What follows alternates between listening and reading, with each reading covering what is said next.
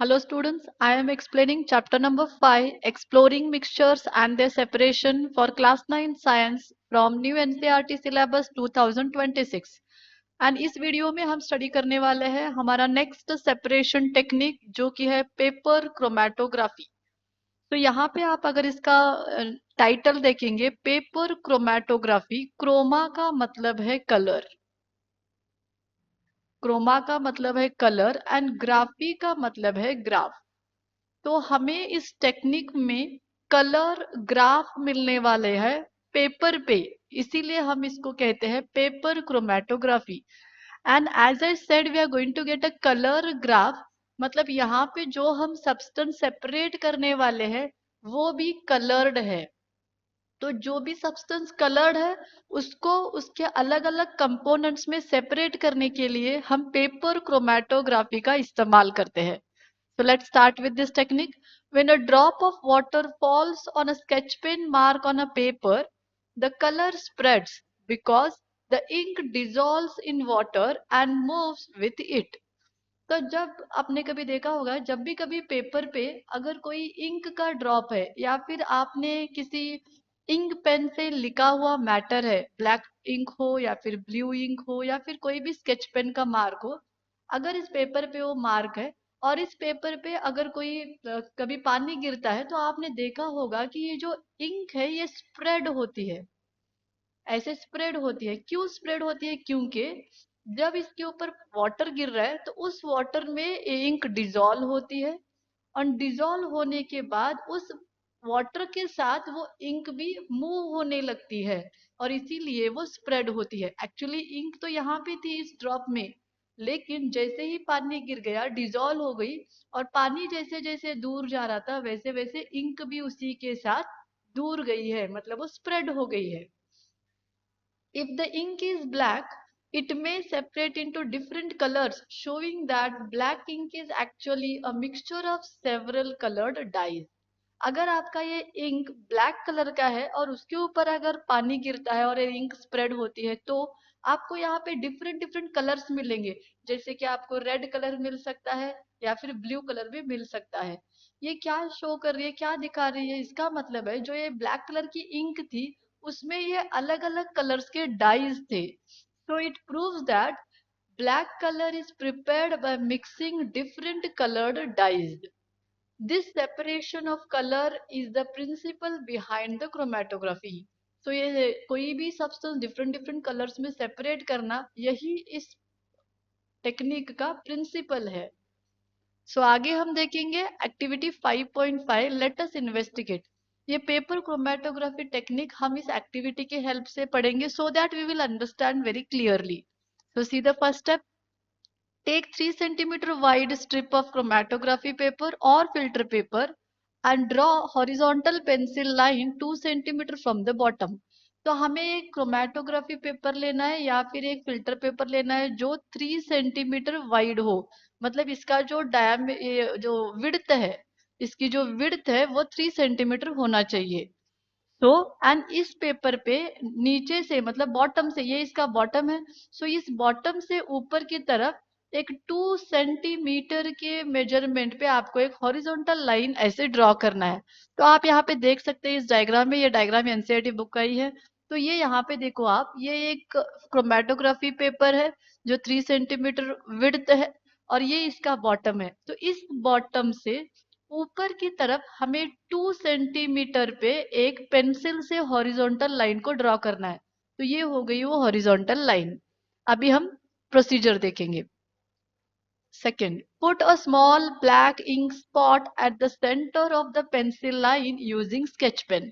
तो हम यहाँ पे ब्लैक कलर का इंक ले रहे हैं, तो उसी 2 सेंटीमीटर पे जो हमने लाइन ड्रॉ की है पेंसिल से, उसी लाइन में करेक्टली सेंटर पे आपको ब्लैक कलर का इंक का स्पॉट लगाना है। तो आप देख सकते हैं यहाँ पे जो ब्लैक कलर का स्पॉट है वो करेक्ट सेंटर में है उस लाइन के जो हमने 2 सेंटीमीटर पे ड्रॉ की थी। तो ये हो गया नेक्स्ट स्टेप। अभी हम देखेंगे next, pour a small amount of water into a beaker और ग्लास जार और मेजरिंग सिलेंडर। तो एक मेजरिंग सिलेंडर लेना है, नहीं तो बीकर लेना है, नहीं तो ग्लास जार लेना है। आप यहाँ पे देख सकते हो, यहाँ पे ग्लास जार लिया है तो ये सिलिंड्रिकल ग्लास जार है, इसमें हमें थोड़ा सा पानी लेना है, आप यहाँ पे देख सकते हो।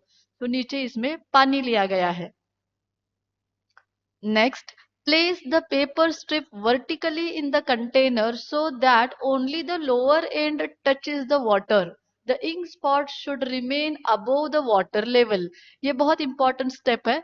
जैसे ही ये पेपर रेडी होता है और यहाँ पे ग्लास जार वाटर के साथ रेडी होता है, आपको ये पेपर इस ग्लास जार के अंदर ऐसे सेटअप करना है, ऐसे फिक्स करना है कि इस इंक का जो बॉटम है, इस पेपर की जो बॉटम है, वो इस वाटर के लेवल को जस्ट टच होना है।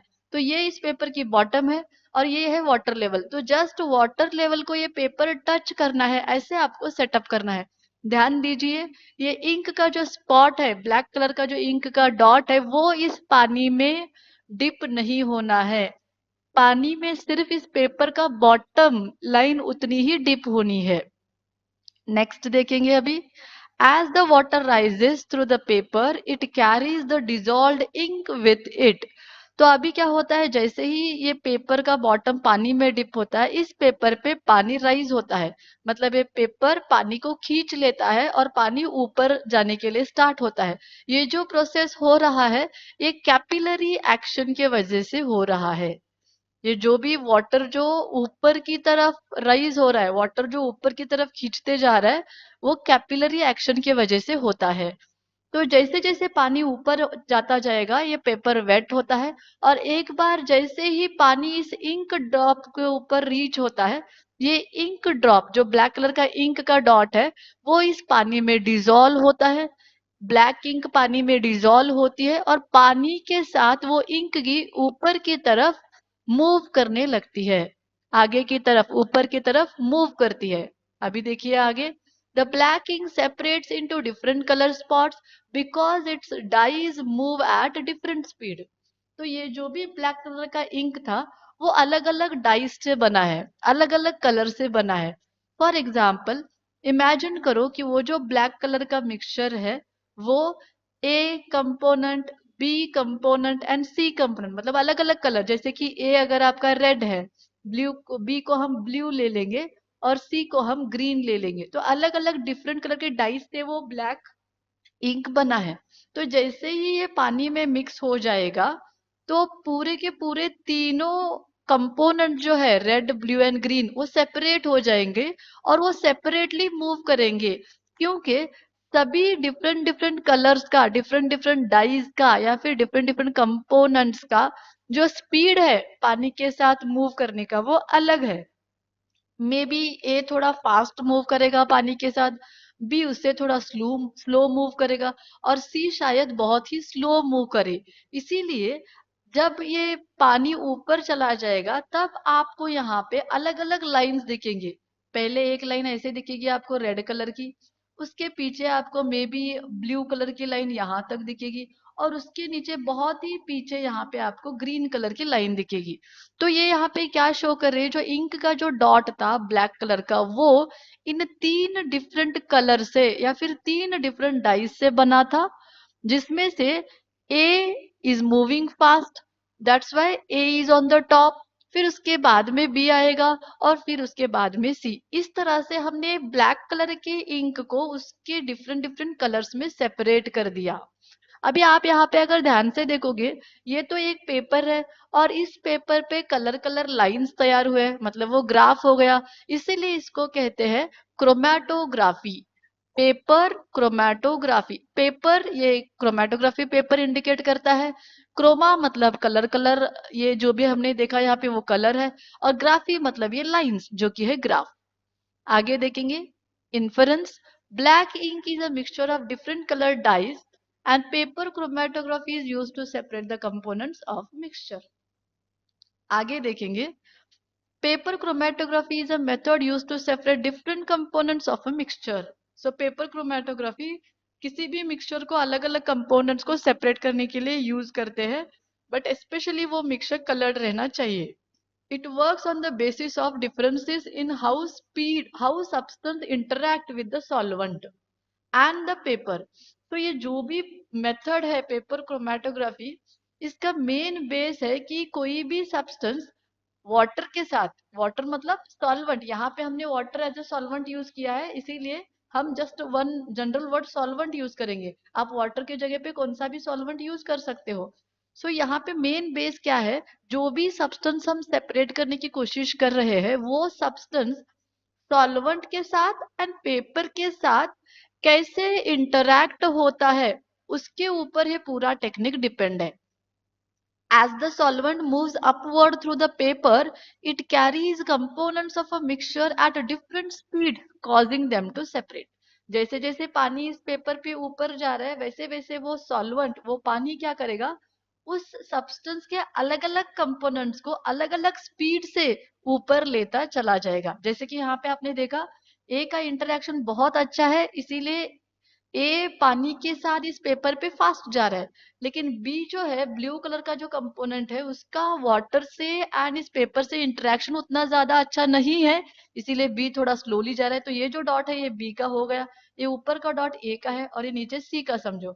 और सी इतना स्लो क्यों है, शायद सी जो कंपोनेंट है उसका इस पेपर से एंड सॉल्वेंट से इंटरेक्शन बहुत ही वीक है, इसीलिए वो स्लोली जा रहा है। बट जो भी हो, यहाँ पे हमें इस पेपर से इतना तो पता चला कि जो ब्लैक कलर का इंक था वो 3 डिफरेंट कलर के डाइस से बना था, ए बी सी ऐसे हम कह सकते हैं।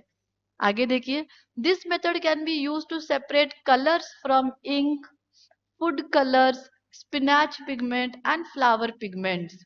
तो ये जो मेथड है, ये इंक के कंपोनेंट्स को सेपरेट करने के लिए, फूड कलर जो कलर्स हम यूज करते हैं अलग अलग फूड में, ऑरेंज, लेमन येलो एक्सेट्रा, उस कलर में, फूड कलर में जो भी डाइज मिक्स है उसको सेपरेट करने के लिए यूज कर सकते हैं। स्पिनाच पिगमेंट, पालक का जो भी पिगमेंट है उसके लिए यूज कर सकते हो, या फिर फ्लावर पिगमेंट के लिए भी यूज होता है।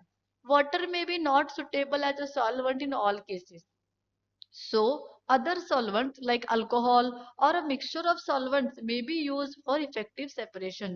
तो जैसे कि मैंने आपको पहले भी कहा, यहाँ पे हमें solvent important है, हर बार water ही solvent use नहीं होता। डिपेंडिंग ऑन द सब्सटेंस, आप किस सब्सटेंस को सेपरेट करने वाले हैं उसके बेसिस पे हम सॉल्वेंट को चूज कर सकते हैं। एक तो वाटर यूज होता है, नहीं तो अल्कोहल यूज होता है, नहीं तो अल्कोहल एंड वाटर दोनों का मिक्सचर भी यूज होता है। जितना ज्यादा और इफेक्टिव सेपरेशन हमें मिलना चाहिए, वैसे हम सॉल्वेंट को यूज करते हैं। मतलब जो सॉल्वेंट अच्छी तरह से उसके कंपोनेंट्स को सेपरेट करके दिखाता है, वो सॉल्वेंट हम यहाँ पे यूज करते हैं। वाटर ही यूज करना है ऐसे कुछ कंपलसरी नहीं है, बट जो मैंने प्रोसीजर आपको एक्सप्लेन किया, विड्थ ऑफ द पेपर, ये 2 सेंटीमीटर का मार्किंग, यहाँ पे आपको सब्सटेंस का डॉट देना है और जार में सॉल्वेंट लेना है, किस तरीके से पेपर सेटअप करना है, ये प्रोसीजर सभी सेम रहेगा। सॉल्वेंट सब्सटेंस आप कोई भी चेंज कर सकते हो। सो ये था हमारा separation technique paper chromatography. I hope these all the notes and the explanation will help you to understand this method. अगर मेरे वीडियोस से आपको थोड़ा भी हेल्प हो रहा है तो मेरे वीडियोस को लाइक कीजिए, आपके फ्रेंड्स को शेयर कीजिए एंड प्लीज मेरे चैनल को सब्सक्राइब कीजिए, so that it will grow faster. Thank you so much.